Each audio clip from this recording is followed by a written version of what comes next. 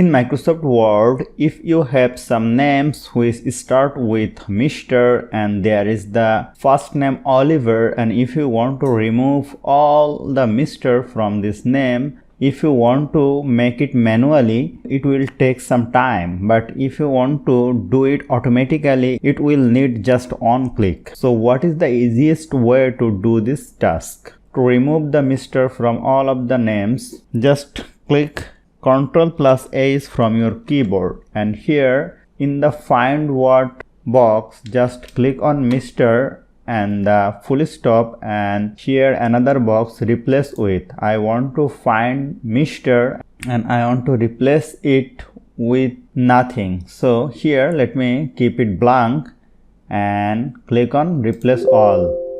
Then all done, we made 10 replacement, and here you will see this is like a magic. The Mr. has been removed.